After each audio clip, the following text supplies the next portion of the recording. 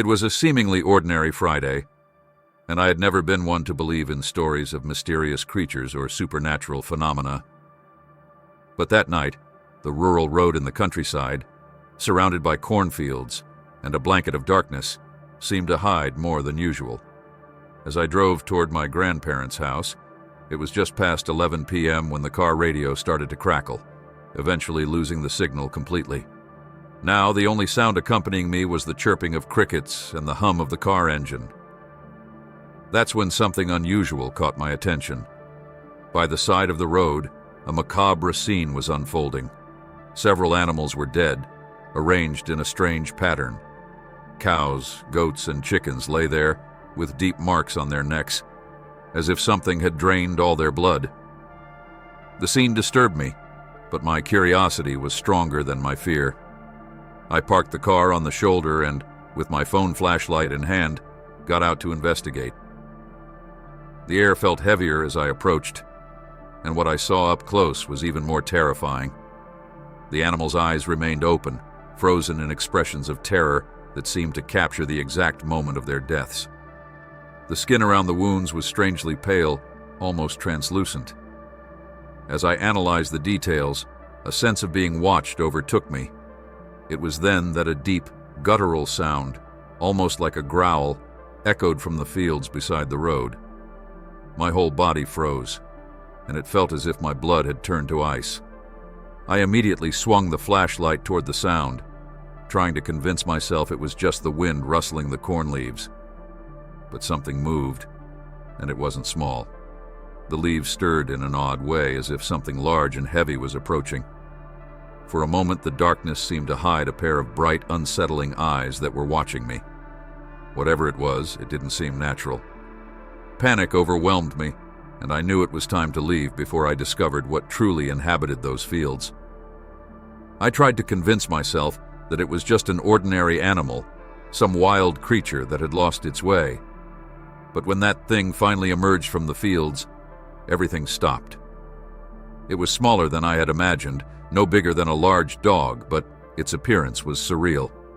The skin was thin and dark, almost as if stretched over fragile bones, with no visible fat or muscles.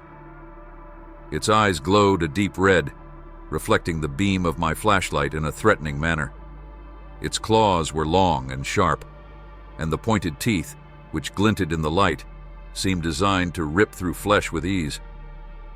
The creature was motionless, but there was something calculated in its gaze. It was as if it were analyzing me, waiting for the perfect moment to act, and I, petrified, couldn't even breathe properly. Suddenly, without warning, it took a step forward, and the deep sound of its growl filled the air so loud that it seemed to vibrate in my chest. That was the impulse I needed to break free from the trance. With my senses on high alert, I turned and ran back to the car, each step accompanied by the sound of my own ragged breath and the dry branches snapping under my feet. I stumbled in my haste, nearly falling, but I managed to steady myself and finally reached the vehicle. I got in, slammed the door, and locked it with trembling hands. I started the engine as quickly as I could, feeling every second stretch into an eternity, and sped off without daring to look around. However, through the rearview mirror, I glimpsed the creature standing in the middle of the road. It didn't chase me. It just watched me, as if allowing me to leave, leaving behind a sense that this wasn't relief, but a warning. When I finally arrived at my grandparents' house, my body was still trembling. I could hardly breathe as I tried to explain what I had just witnessed. My voice was a mix of desperation and disbelief, but they just shook their heads, as if the story was something they had been expecting to hear. My grandfather, with a serious expression, lifted his tired eyes and said something that echoed in my mind. "You were lucky, very lucky, to escape." He didn't explain what he meant, but his eyes said everything. That creature wasn't new to them, and perhaps it wouldn't be the last time it crossed someone's path. As I sat in the chair, trying to process everything, one certainty took hold of me. I would never look at the darkness the same way again. That night, sleep was almost impossible. Every sound, no matter how small, seemed like the creature's deep growl, reverberating in my thoughts. The images of the dead animals, with their frozen, terrified stares, kept invading my mind every time I closed my eyes. It was as if the darkness around me carried the weight of that encounter. In the following days, I became consumed by an almost obsessive need to understand what had happened. I spent hours researching online, diving into forums and accounts from people who claimed to have seen something similar. To my astonishment, there were countless stories that aligned with my experience. Red eyes, marks on the victims' necks, and a predatory behavior that defied all known logic. Even with so many reports, no one seemed to have a definitive answer. The creature remained shrouded in mystery, somewhere between the real and the inexplicable. Reflecting on that encounter, I feel torn between fear and a strange sense of fascination. Sometimes I wonder why the creature let me go. Was it luck, curiosity, or perhaps I simply wasn't in its plans that night?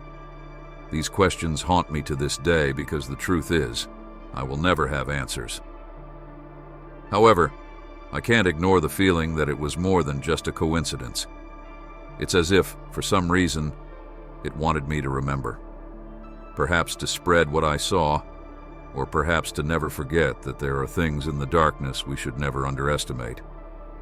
Even so, I can't help but shiver when I imagine how it would have been if it had decided to attack. After that incident, one thing became clear to me.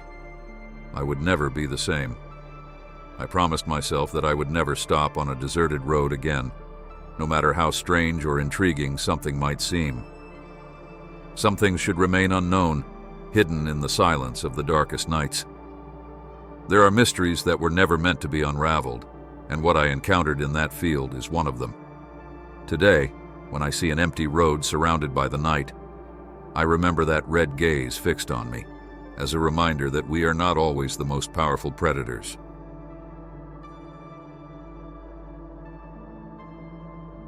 Being a farmer has always been synonymous with tranquility to me. Waking up with the sun, taking care of the animals, and living in harmony with nature was part of a routine I cherished. However, all of that changed one unexpected night.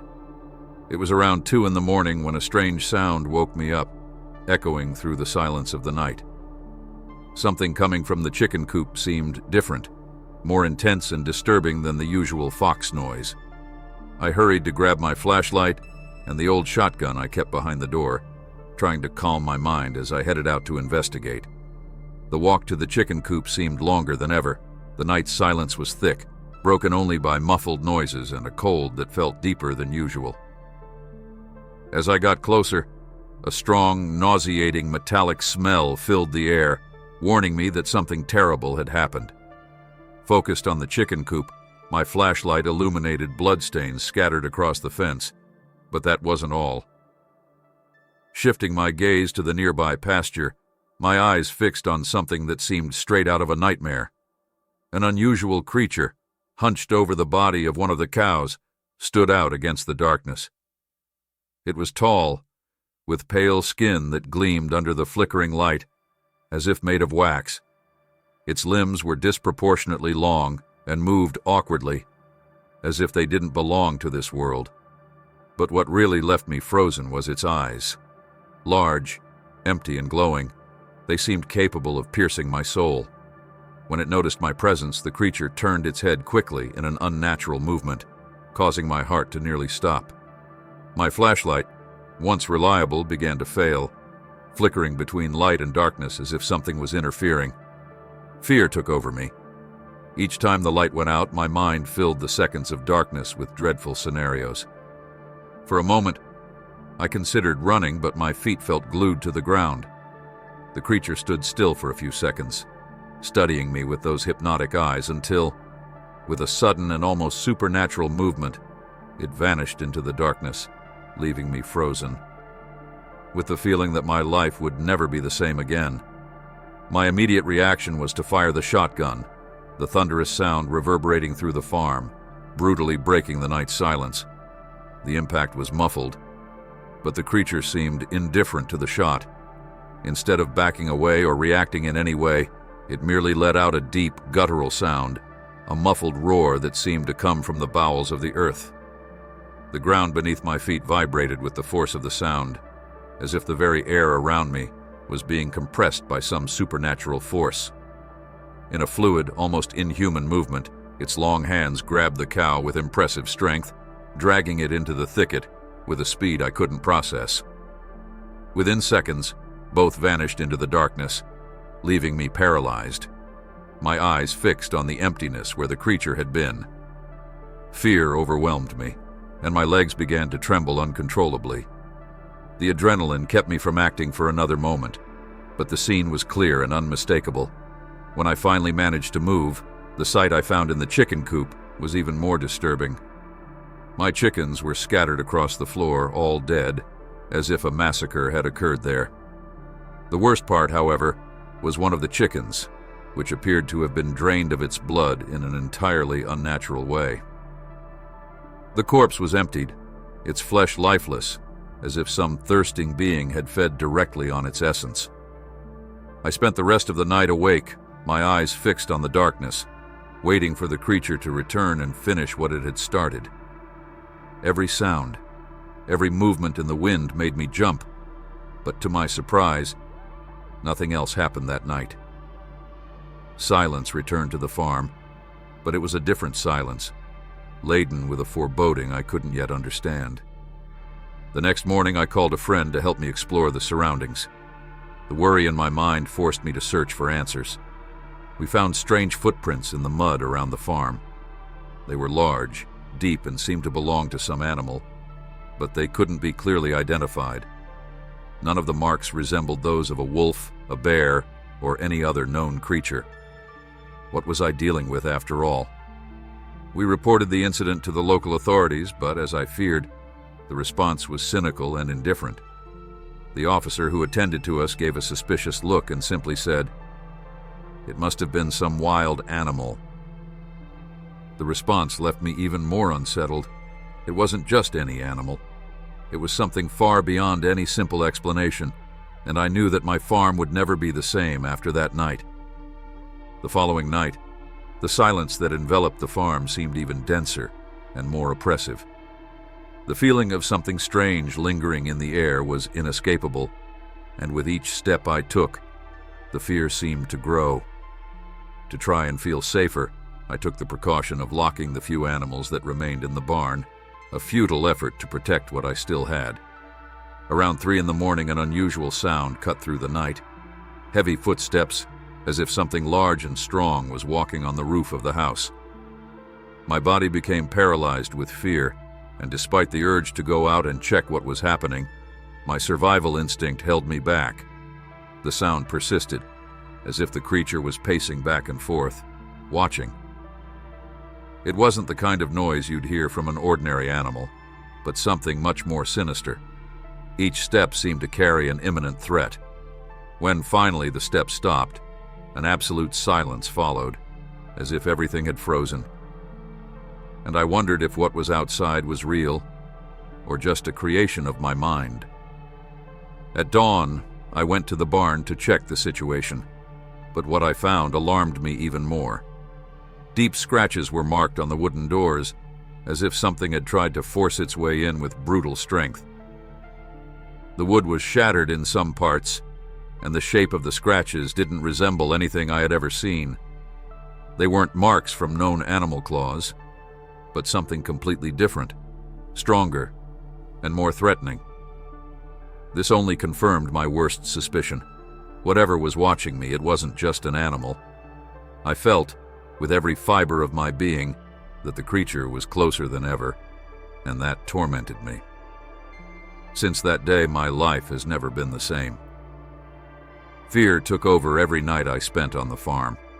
I hear noises in the distance, footsteps in the field, whispers in the wind that make me constantly look over my shoulder.